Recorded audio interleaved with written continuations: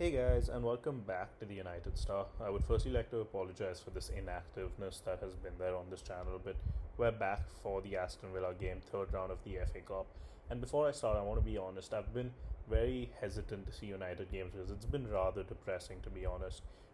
I remember when I was coming back to India for a break, we were playing Norwich City, and I was on the flight, and I was like, what is going on, because the game was so miserable. We just managed to win that through penalties, but you need to find a way to win, and we did. But after that, the Newcastle game was a step back.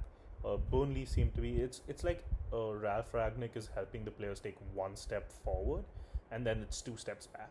It feels like there's an identity in few games, then it feels like we've completely lost that identity, and it seems to be a result every second game. If we look at it, it's his tenure has been win draw win draw win loss.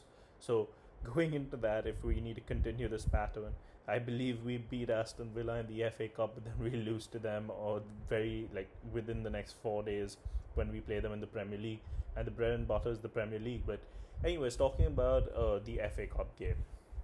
The FA Cup game is exceptionally important. Obviously, Ralf Ragnick has come out and said that he's not expecting many changes to be made to the side. He's going to play the strongest 11 there is, and there are some things that I believe are crucial that's going to pan out in this game. For example, I think Dean Henderson will get that. So I'll talk about my lineup and explain what I think is crucial. Dean Henderson will get the nod. I think David De Gea has been brilliant, but Dean Henderson uh, is easily a starter in any of the, I would say, 6 to 10 or any other team outside the top six in the Premier League, and even maybe for the likes of Spurs, he can definitely start. So Dean Henderson in goal, give him the appearance. It's been hard for him to come by those. Um, then I would play, and according to the quote, Harry Maguire is injured, and that gives us the perfect opportunity to see how Victor Lindelof and Rafael Varane would do together.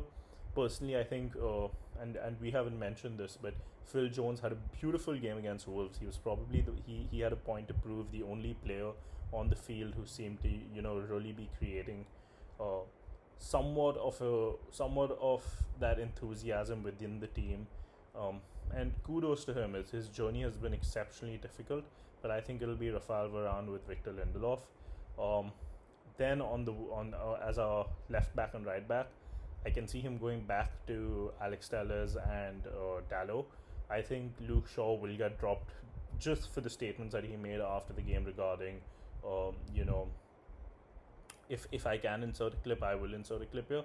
But regarding the manager needs to come up with more ideas. I don't think you can't just keep putting one manager after another under the bus, and that was something I think that statement did, which should not be accepted. How much ever I love the player. Moving on to the midfield, again I see a two holding, so I would go with McTominay and Matic. I think McTominay has been the only player under Ralf Ragnick that has shown that he can do the pressing and enthusiasm and work rate that is required from Ragnick. So they two would be in the two out there. I would then, oh, this is where I get there. Now we're looking at the remaining four, right? I would this is tricky. I would probably go with Bruno and Sancho. I think, Sancho's not been performing. He hasn't been. People have already labeled him as the worst signing of the season. But I think we need to give him that run. And as far as Bruno goes, I remember he came on against Wolves, and there was something that was created. The shot that he took that rattled the crossbar should have been a goal, but he started creating something. He had a point to prove because he was dropped idly in that game, right? He wasn't suspended from that game. So Bruno and Sancho, and up front I would go for Ronaldo, and I'd go with Ronaldo and Rashford, and use Cavani to come off the bench, and maybe use Cavani in the game in the Premier League. So that would be my starting 11. As far as Aston Villa goes, things have become very good for Aston Villa since they've got who have they got? They got Mr. Gerard. They've been so good that they've lost to Brentford 2-1, and they've lost to Chelsea 3-1, and they've lost to Liverpool 1-0. I mean, in the last four fixtures, the only team that they've beat is Norwich 2-0. But that being said, that gives them more than better grounds to beat us, because that's how we've been this season. But they did sign Coutinho. I don't know what the status is. I doubt he would be there for the game in the FA Cup round. Probably for the Premier League game, I can see that happening. But I think making a prediction in these predictions for these games is so difficult, just for the simple reason that Manchester United has been so unpredictable with no identity, and I hate. I know this sounds contradictory, but I hate talking bad of the club that I love so much. But I think we need to win the cup.